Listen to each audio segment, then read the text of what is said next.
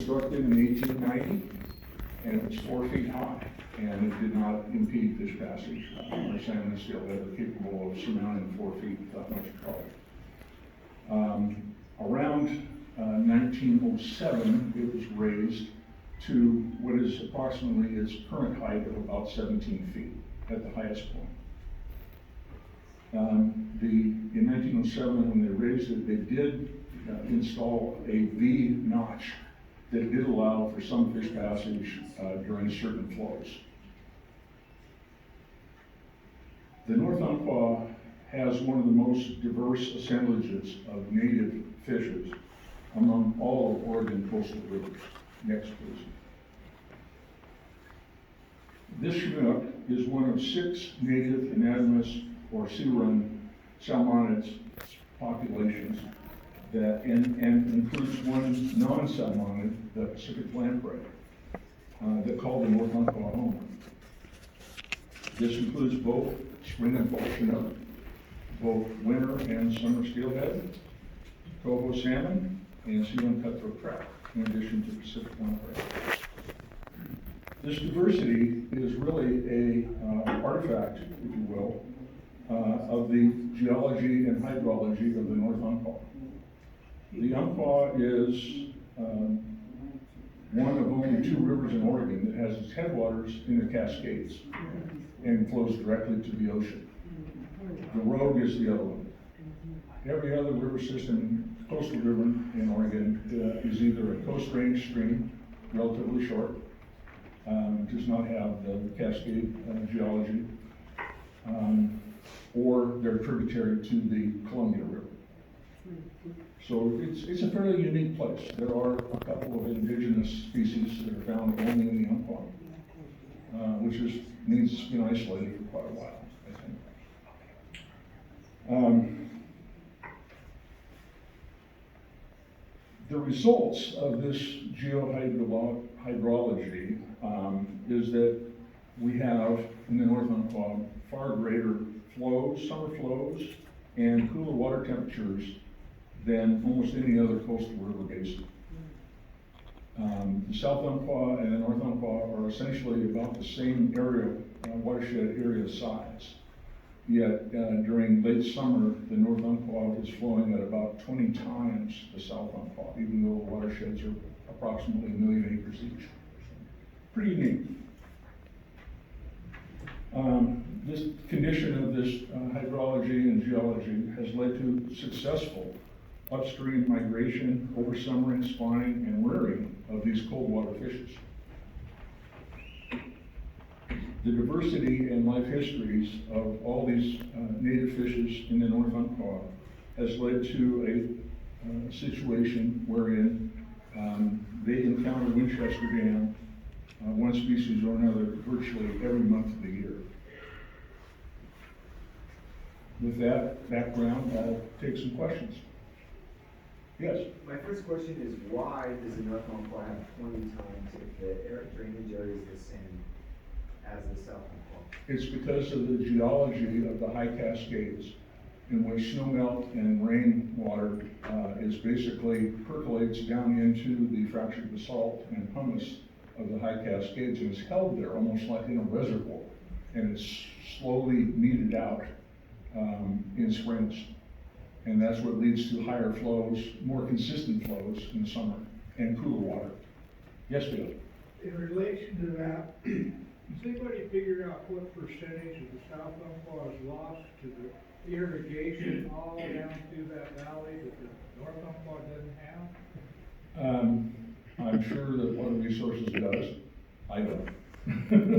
Because they really pump a lot of water out of the South Umpqua. Not much coming out. Yeah, I think you're right. Yeah. I'm curious as to why in 1907 they raised it from 4 feet to 17. To increase the capacity for hydroelectric generation. Oh, okay. It was originally built for that purpose. And when they decided they wanted to put in bigger generators and generate more electricity, they actually supplied electricity and water to the city of Roseburg. Yes? Jeff, aren't there also chum and sockeye and some other species that like strays that pass through? Occasionally, I mean, it's pretty rare, but, yeah, I've seen bright red sockeye in the river occasionally. I mean, they're very rare. The historical record suggests that there were chum all the way up to Tiller in the South Umpqua at one time. But I don't think there's been any seen there in a long, long time. Anything else? Yes. I'm new to the area, and I was kind of surprised by how warm the river was this summer up on the North Umpqua. And I was thinking it's timber problems and then also dam related. Can you comment on that at all? I'm gonna talk to that in a little bit, but I'll answer it to some degree. I think we have several things going on. Certainly climate change is having an impact. There's more solar radiation hitting our rivers. I really don't think, and this is a little controversial, I don't think that the water that's stored at Winchester Dam is statistically increasing water temperatures below. I think it's pretty much as warm above as it is below. But that's just my opinion. Any others? Okay, well, let's move on. My next topic really is impacts simply from the very presence of Winchester Dam. Next slide, please. Impact include false attraction from stream flow over, under, and through holes in the dam. And this condition has led to a situation where migrating fish frequently jump at the face of the dam in attempts to continue their upstream migration. This false attraction flow has been there ever since they raised the height of the dam. I will also say that my own observations is they don't make it.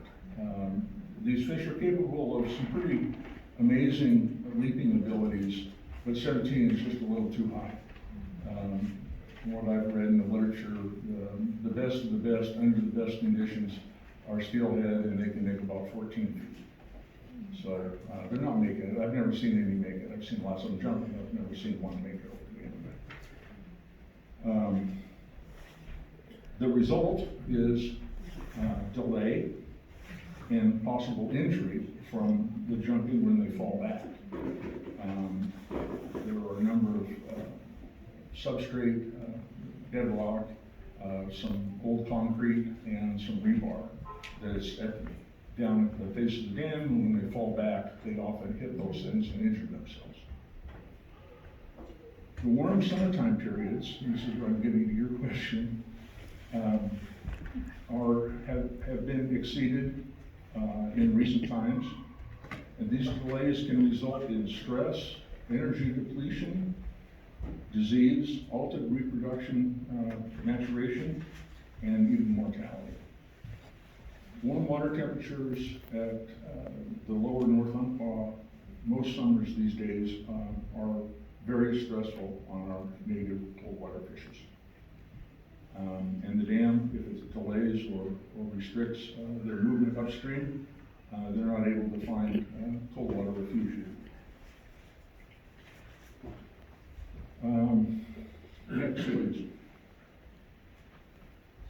There's also a disconnect between the primary summer flow, which is called the Thowway, which is on the far south side of the river, and the entrance to the fish ladder, which is on the extreme north side of the river. As can be seen here in this slide, at the top of the slide is where the primary flow is, the Thowway, in the summertime, and the fish ladder entrance is at the bottom of the slide, some 400 feet apart, which is about 400 feet across a very shallow bedrock substrate. Fish passage engineers for the U.S. Army Corps of Engineers who design fish ladders have stated that the entrance location and attraction flow is the most critical element of effective passage at ladder entrances. The ladder itself is old and not up to current standards. It's been modified and changed and improved over time, multiple times. But it still, and always has been, quite an impediment to the upstream migration of Pacific lamprey. Next, please. Another very serious impact that is not as obvious as those two stopping or precluding or delaying upstream migration, and that's the fact that there is no facility for collection and safe transportation of juveniles, such as smolts, which are the next generation that are heading down to the ocean from their natal places. And because there's no mechanism or construction to be able to affect their safe transport, they're left with basically just bailing over 17 feet, often hitting bedrock, which results in injury and stress often, probably even some immediate mortality, and certainly a lot of delayed mortality. Another thing that I've observed regarding smolts and their being stunned or stressed is a greatly increased predation by mergansers, great herons, egrets, and ospreys that are drawn to this place in unusually large numbers during the spring migration period. With that, I'll break with the presence of the dam. Those are just things that the dam has. And I'll take any questions. Yes? Well, I'm curious what the flow was like, the natural flow was like before the dam was in. Was it in a different location or? I don't know. I truly do not know. Yes? What happens to the fish who don't find the fish ladder? That slide was pretty interesting, showing the 400 feet difference between the primary flow and the fish ladder. And so, do they all actually find the fish ladder? Is there a percentage of fish that don't find it, and what happens? Well, we because there is a fish ladder and there's a camera, the department and now the public camera is there now. You can see that, yeah, fish definitely do find the fish ladder. What we don't know is how long they're delayed, and we also don't know how many don't find the fish ladder. No estimation of how many don't find it? I have no idea. I really don't. There's no literature that I'm aware of or research that suggests that. My observations is that they are delayed. They do jump at the face of the dam. Some. How many that is relative to the total population out there, I can't tell you. I don't know. It's just an impact that's there. Thank you. Jeff, they have done those studies for lamprey, right? They have. Ralph Lampkin did studies on Pacific lamprey, and he found that many of the adult returning lamprey do not make it over the dam, and they end up spending 9 months to a year in crevices and spaces within the dam itself. Their life history is such that they come in and they spend a year before they spawn in fresh water, basically just hunkered down, and they do that in the dam itself. Yes? Me? The lamprey, the last time that they did this to the dam, that they stopped the dam and they were supposed to be doing some repair, they found that the lamprey was just solid inside of the dam itself. Yeah. And I'm a water monitor, and my friend and I, who were going monitoring that day, Ralph came up, Ralph happened to be there, and he come up and he knows us. And he said, can you go up in the dam with me and pull those lamprey out? They're all going to die. So we changed our thing about going monitoring, and we were all dressed to go. And then it just so happened that the fire department had a lot of guys that weren't doing anything at the moment, and they all came down and said, you women don't have to go up there, we'll do it. So they did it. So, it's, all those lamprey would have died, and I know a lot of lamprey died this time too. So, and I didn't really hear if anybody went up in and actually pulled them out of the dam this time. Yes, you're correct, yes. Anybody else? Yes. Yes.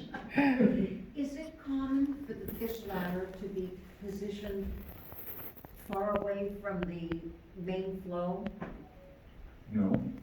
Do you know any reason why they put it there? Well, I'm gonna talk a little bit about the history of the fish ladder. But it was constructed in 1945 and became operational in 1946. And I suspect that the standards and the location was probably common for that time period, a long time ago. Have they ever talked about moving it? Well, I'll get to that. That's coming up. Yes, Francis. So they raised the dam, what, 1918, they raised it to 17 feet? 1907. 1907? What Approximately. happened between 1907 and 1946 when they put in the fish ladder? Did no fish make it over? No, there was a V-notch. A V-notch. I think I mentioned that.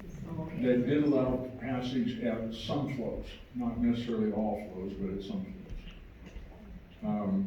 I don't know all the rest of the history between that and the ladder construction in the 1940s. And the V-notch was in the primary flow area?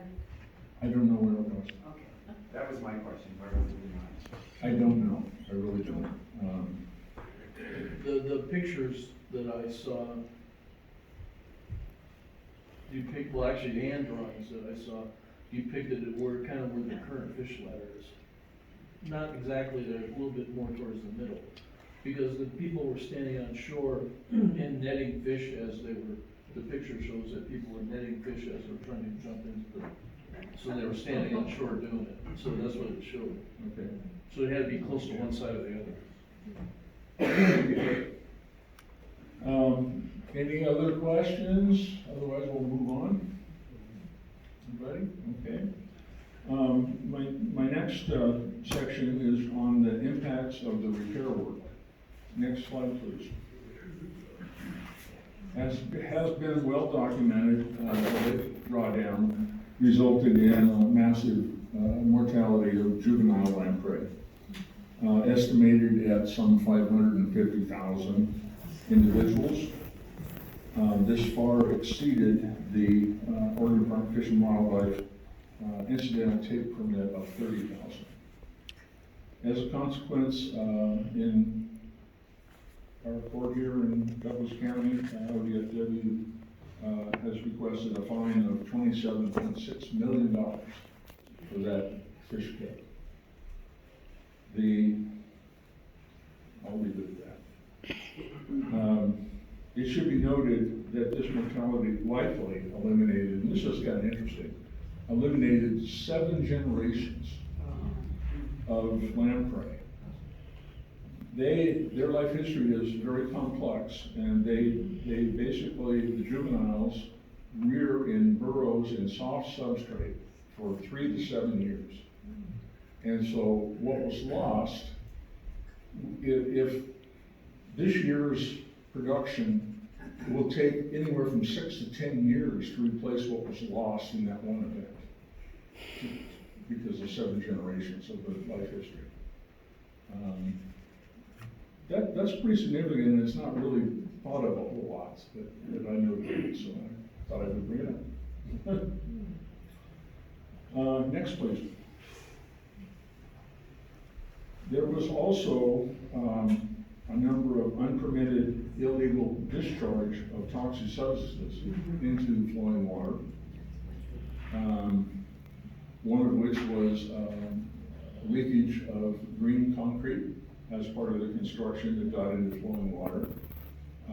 Concrete is very deadly, very toxic, to any organism that has gills, or lives in the water pretty much. And it happened on several occasions. Another thing was the use of tire mats to gain access for heavy equipment, as can be seen here. You can see some of the mats to the right of that picture. They went all the way across the entire length, all the way to the spillway at one point, so they could get equipment in and out of there. Those rubber mats produce a toxin and are particularly deadly to pillow salmon. Final thing with the repair work is that it stopped all fish passage for almost a full month. And this was exacerbated by the high water temperatures during that time of year, which I mentioned earlier about stress and other impacts to fish.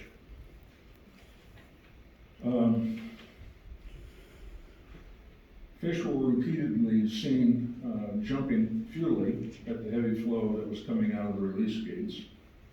I never saw any that made it, and I never, of all those that I've seen, other people who have seen there and observed that, none of them said they were able to find it. The velocity was pretty high, and the jump was pretty strong.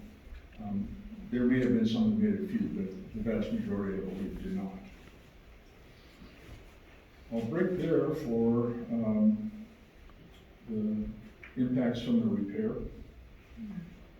Any questions?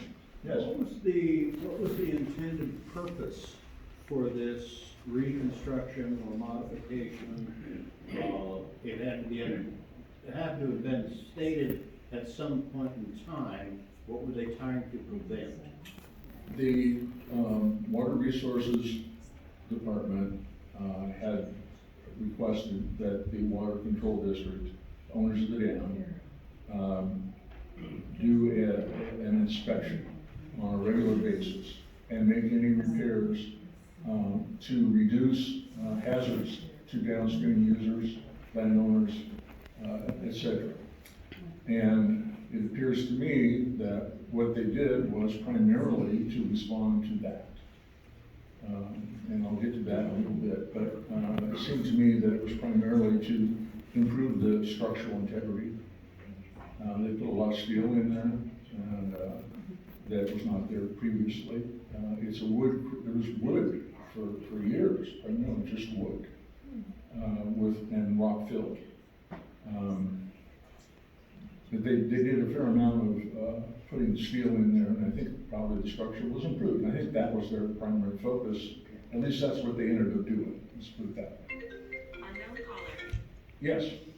I understood that there was some repair work they were going to do that they did not complete. What was that? On the south side, the dam sits on, not on bedrock, but on a soft substrate. And for years, the flow of the river underneath there would scour out and basically leave an upwelling on the downstream side. And they were, their original plan was to resolve that. And I can't remember exactly how they were going to do that, but that was on their plan. It turns out they did not follow their plan as to whatever it was to do that. Yes? Was part of the original plan to have that heavy equipment go in, and who does the approval of the plan? There are, I don't know, 4 or 5 state agencies and 2 or 3 federal agencies that all have permitting authority. And to their credit, Winchester Water Control District submitted a plan, and they got every permit that they asked for. So they basically got the permits that they were required to get. Yes? Okay, I'm really mad, so. You're what? Anybody else, I'm really mad. We saw this. ODFW completely failed this. Okay, I know you're not political, that's my opinion. And got to speak of it. Yeah, There's obviously some new cement there upstream from the fish ladder. What's that all about? I don't know if there's any new above. Yeah, that's new cement. Is there? This is all new here. Yeah, there's comparable pictures to see that that's new. I don't know. I'm not an engineer. Yeah. So I had two questions. One, what will the fine be used for? Will that be to help the lamprey down? And my other question is, I think they're kind of alluded to it. It seems like they would have to have an approved plan. Did they just not follow the approved plan? Is that what happened? I will get to that, but I believe that is true. And then what about the funding? Where does that money go? Will it be there specifically for what happened here, or does it just go in the fund? When it's finally resolved in court, years from now probably, and the total amount is finally adjudicated, I believe it's probably go to the state coffers. I think. I'm not absolutely positive. I'm not that familiar with that. Maybe Dave knows. Dave, do you know what happened? No? Okay. Yeah. Jeff, could you speak a little bit about gravel and sediment retention caused by dams and how that affects aquatic life, especially the lamprey? Well, certainly dams slow water velocity, particularly at the bottom, and there's a fair amount of bed load that moves through every river system, and the North Umpqua is no different. And over time, there's been an accumulation of various size substrates behind that dam. Fine sediment is uncommon in the North Umpqua because of stream gradients and stream flow, but it deposited there because the velocity was slowed. And so there's a fair amount of fine sediment substrate behind that dam that would not be there without the dam. Yeah. Jeff, near the end of the repairs, I saw rebar sticking out of the downstream side of the face of the dam on kind of a 45. And I saw that those were cut off, but not completely flush. And then there was some kind of a cap put on those. I guess my question is, how long are those caps gonna last? What are they made of?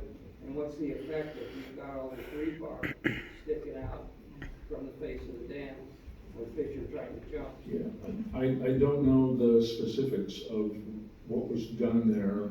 I have observed the same thing. I believe that, and I'm gonna get to that also later, is that may have actually caused more harm with fish that jump and come down and hit that, actually strike that new material. They're already hitting bedrock, and some rebar and concrete that's at the base of the dam. And this may actually make it worse. Yeah. Did they have to get a permit to use those tire things? And if so, why would it be permitted if it's toxic?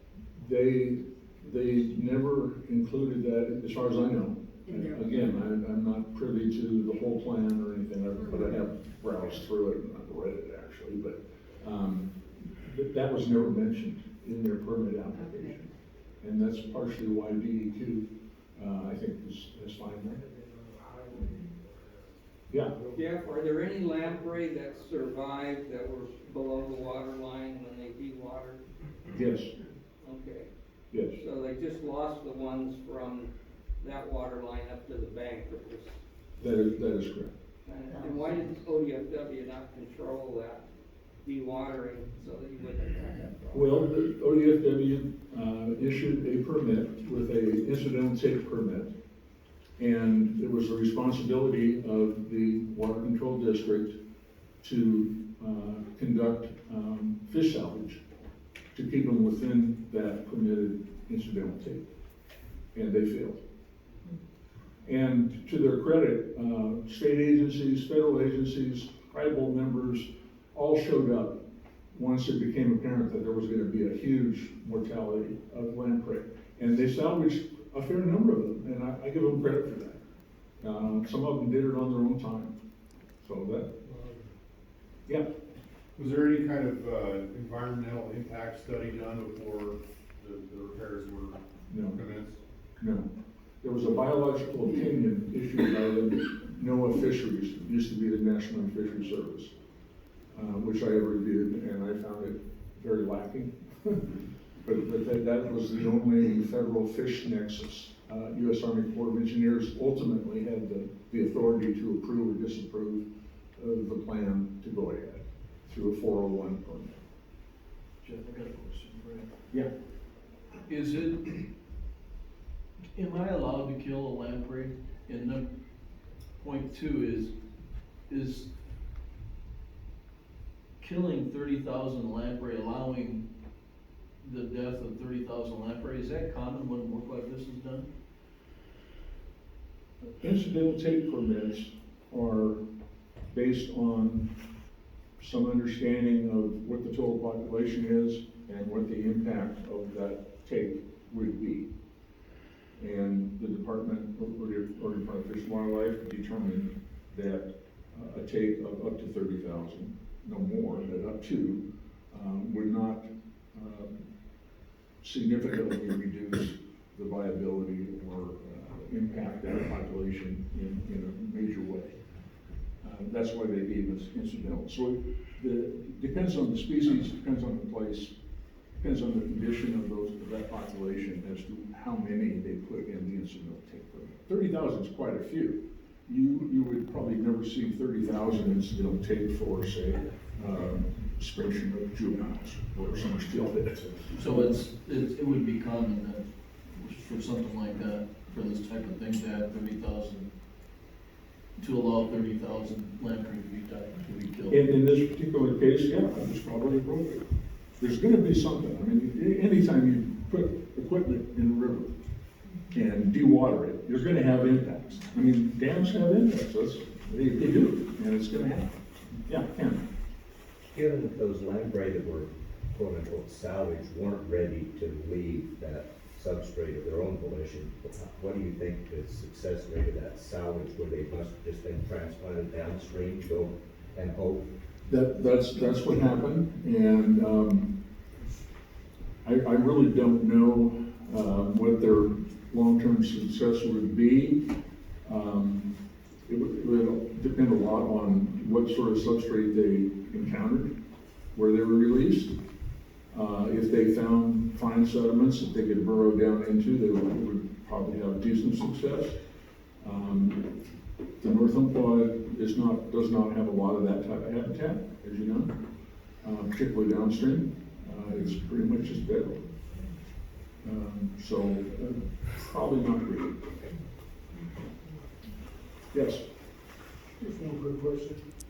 On a road or a ODOT project or a bridge project or anything that was probably bid on, there would be inspectors. And I was wondering, who would be responsible for the inspection of the continued work from week to week on this dam repair? Who was the inspecting body?